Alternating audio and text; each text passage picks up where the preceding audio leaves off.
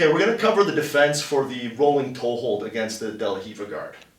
This is a move that I used to do a lot, especially when I didn't know a lot about leg locks, and it's something that a lot of people that still visit my school try and do to me, and almost every time the result's the same.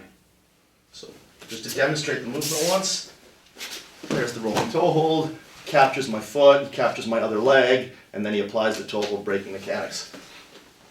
So first off, let's just reiterate that little back step to trap my foot, that's only going to happen if I'm lazy with my positioning. If my foot starts to kind of get in here, but as long as I'm keeping my knee to myself, he goes through that back step, it's not really going to happen, right? So just let's cover that to start with. But my foot should be in here, should be in the instep, I should be controlling that far lever, but I've screwed up. My foot is here, right? Even now, if Matt goes to roll through, as long as I'm controlling this lever and extending my leg here, I'm now going to transfer from the grip on his heel to the grip on his far hip. I'm going to roll him into the back take, finishing on the rear naked choke usually, because frankly, people are still going to be holding on to that foot. Like the type of people who go for this move are usually going to be holding on to the foot. So let's just kind of break this down a little bit slower.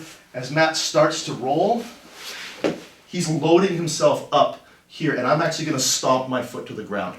If I extend my foot too much, I might actually end up having to fight off the toe hold the whole time. But if I stomp my foot to the ground, I make my foot safe. I switch my grip to the other hip, and I'm going to scissor wedge, rolling him over, grabbing his shoulder here.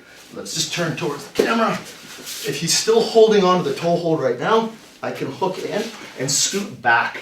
And now that breaks the toe hold grip. So if I keep myself in here, then I'm kind of maybe still worried, but as I scoot back, my knee travels underneath his ribs, breaking the toe hold, allowing me to hit the rear naked choke, finish on the submission.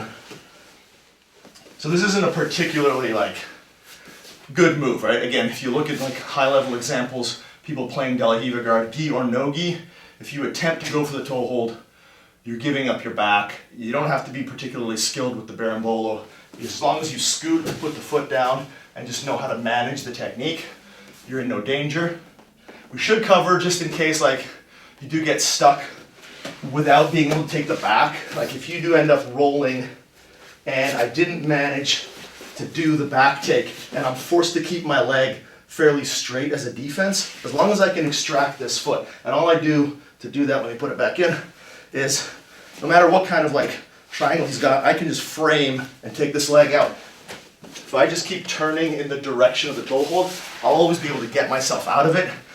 Shouldn't be necessary though. If you stomp your foot to the ground, deny your partner the ability to rotate your tibia, you're going to be able to take the back. And particularly if you're a little bit flexible, even if your foot is fairly straight, you'll be able to climb onto the back, shed the toe hold, attack the back.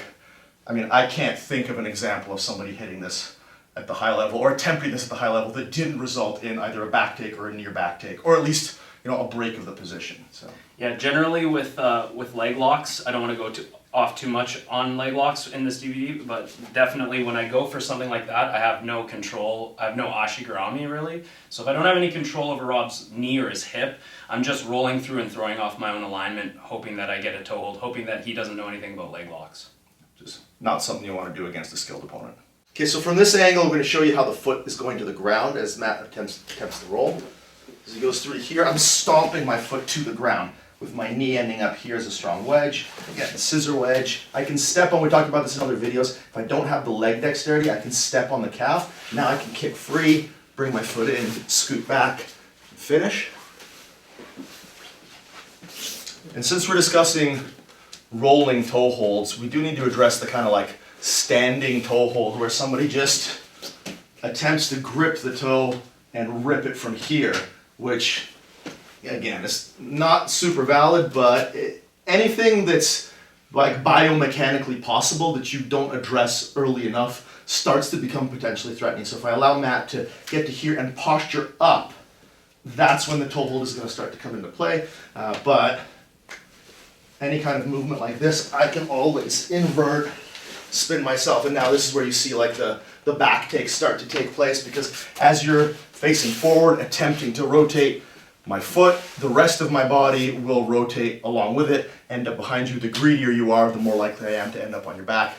And not something you should worry about, but it is something you should worry about if you don't know that all you have to do is start spinning like a top to prevent the negative potential result from occurring.